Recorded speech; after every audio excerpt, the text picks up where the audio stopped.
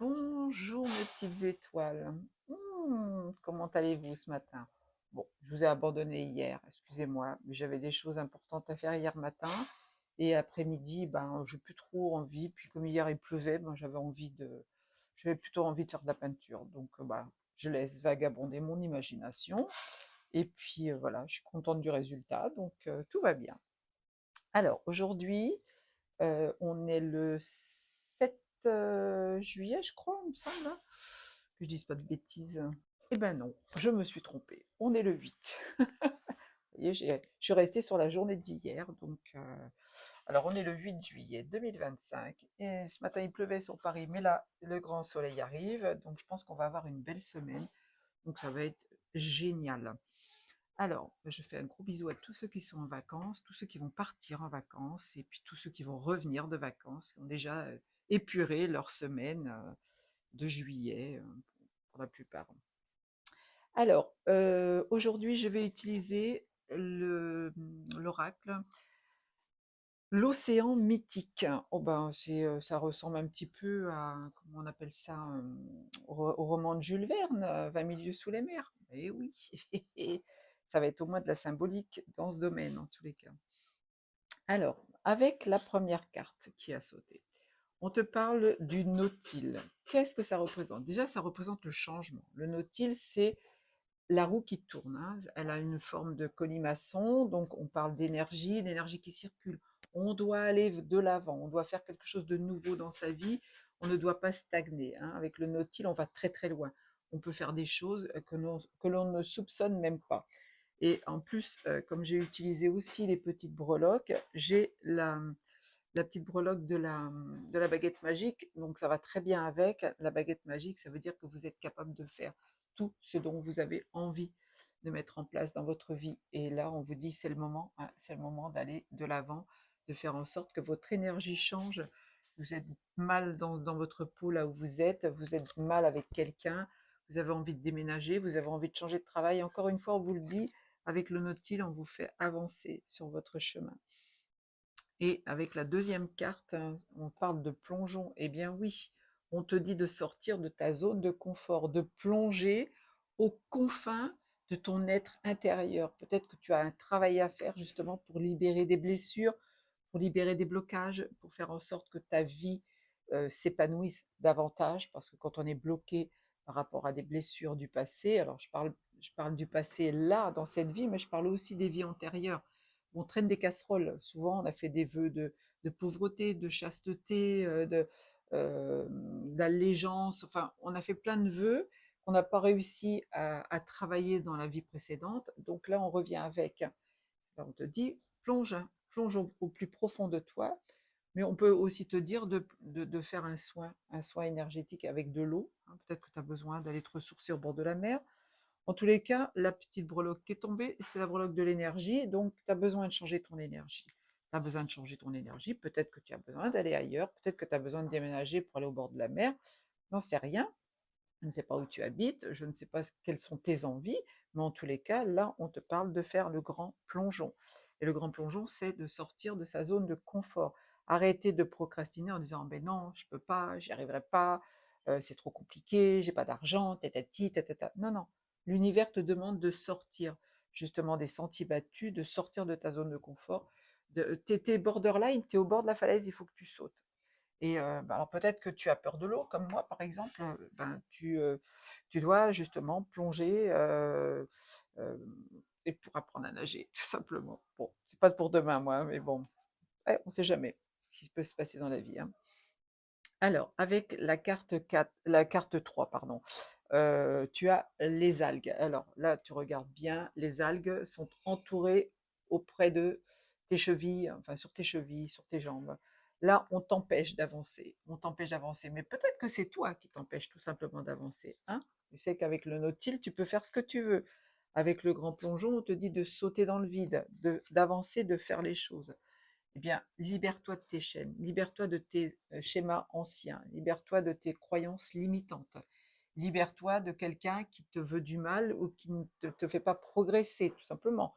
Tu peux avoir vécu quelque temps avec quelqu'un avec qui tu étais bien, et puis aujourd'hui, bah, c'est terminé.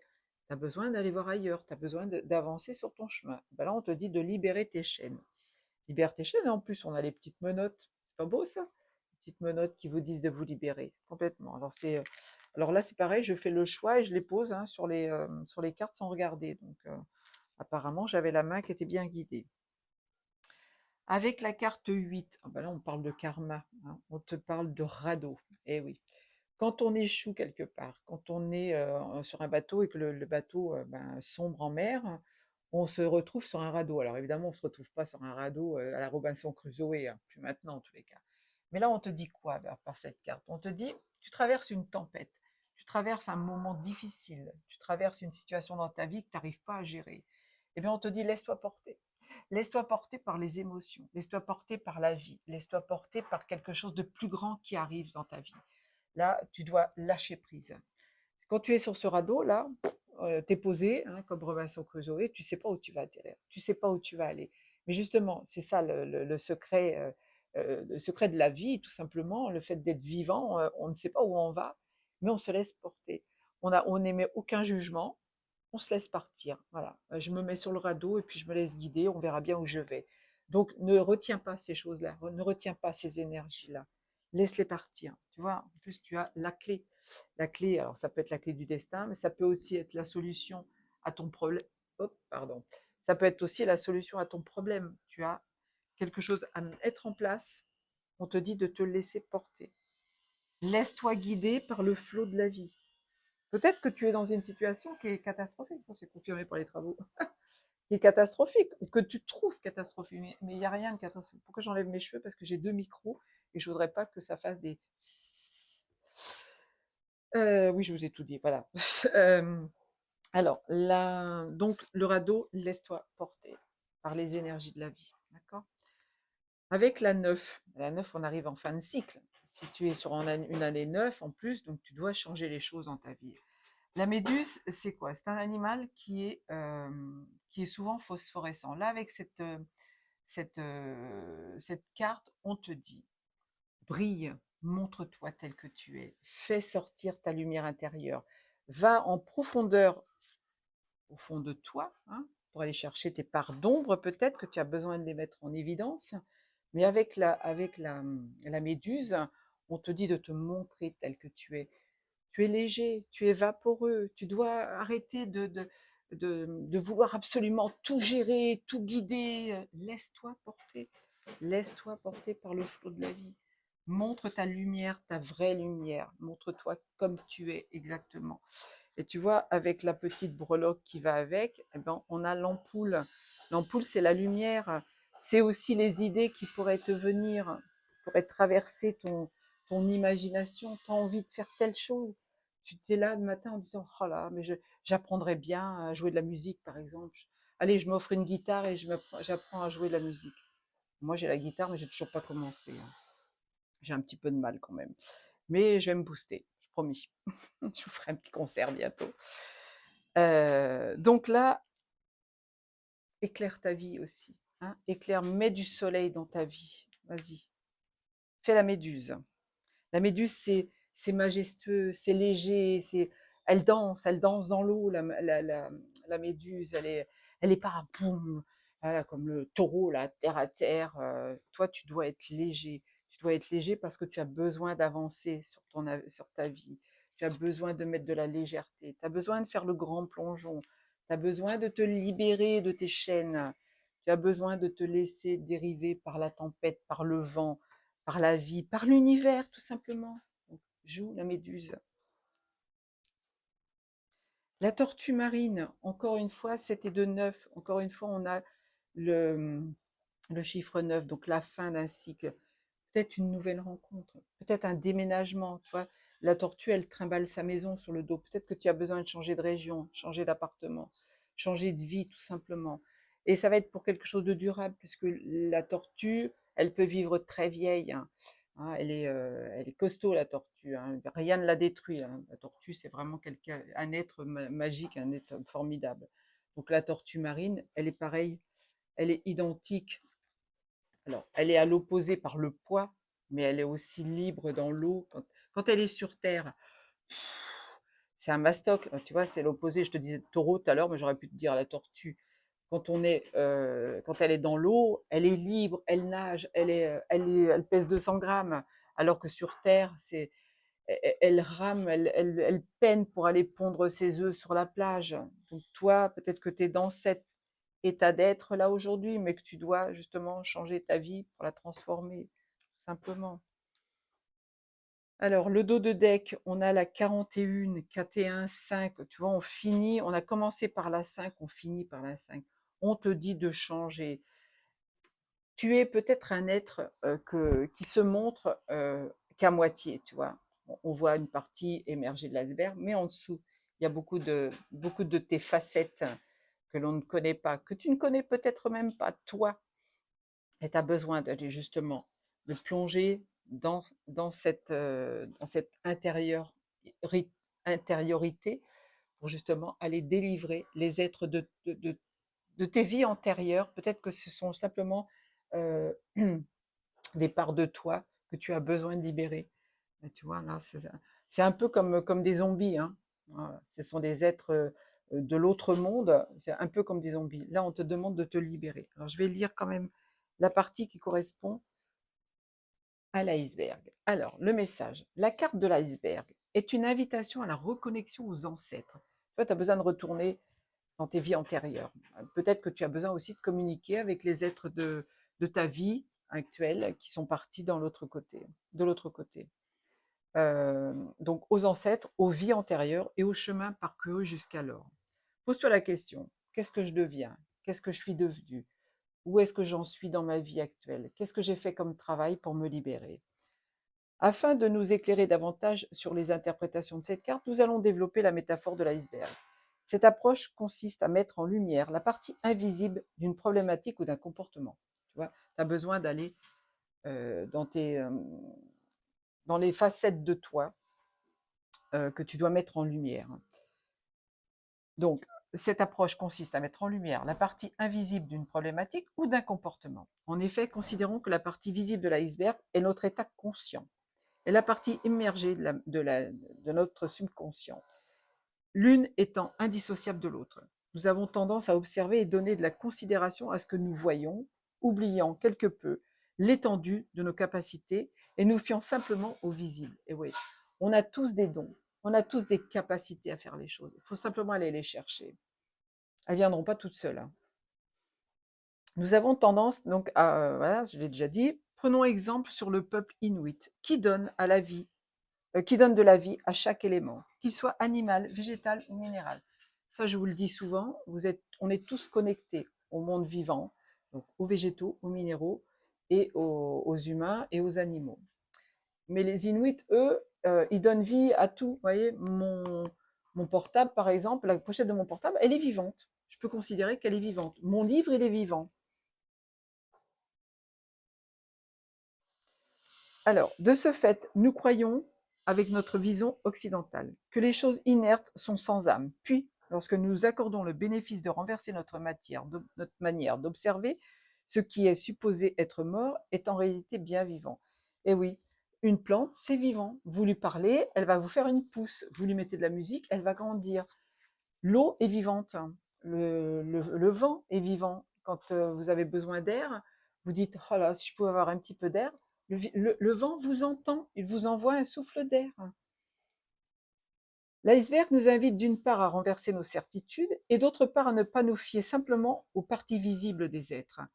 C'est pareil, vous pouvez rencontrer des gens, sur le premier aspect, vous allez tout de suite le critiquer. Oh là là, mais qu'est-ce qu'il est froid celui-là, ou qu'est-ce qu'elle est froide celle-là.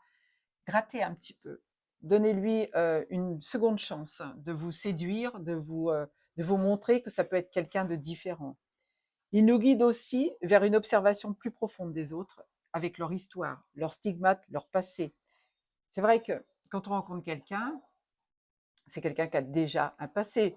Donc, vous ne pouvez pas demander à quelqu'un de changer du jour au lendemain parce qu'elle rentre dans votre vie, parce qu'elle passe dans votre vie. Il faut l'accepter avec ses faiblesses, avec ses blessures. Oui, c'est confirmé. Il est intéressant de noter aussi que dans les nouvelles rencontres, nous pouvons occulter le passé d'une personne. Ouais, je ne l'avais pas lu. que ce soit des relations anciennes, des stigmates, des souvenirs qui nous blesseraient dans notre amour-propre.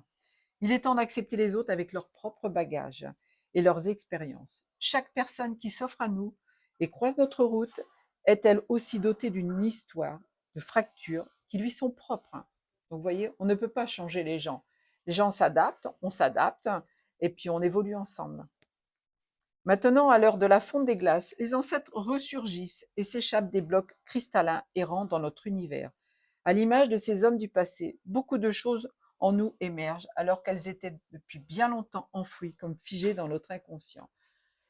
On va avoir la possibilité de contacter plus facilement les êtres qui sont de l'autre côté. Il y a certaines personnes qui le font déjà, moi je le fais déjà, mais vous allez voir que en vous mettant dans un état de conscience modifié, vous allez pouvoir communiquer avec les êtres de l'autre monde. Aujourd'hui, ces émotions sont en surface. Elles se sont rendues visibles au monde, à notre monde. L'iceberg nous demande d'en prendre conscience, de comprendre que toutes ces choses ressurgissent des fonds marins de notre cœur, qu'il est inutile de vouloir y échapper. Accueillons ces émotions comme le temps de recueil, à l'égal de la mémoire de nos ancêtres, de notre histoire. Profitons de ces émotions primaires pour nous recueillir et n'ayons pas peur de les faire sortir pour qu'elles puissent s'exprimer.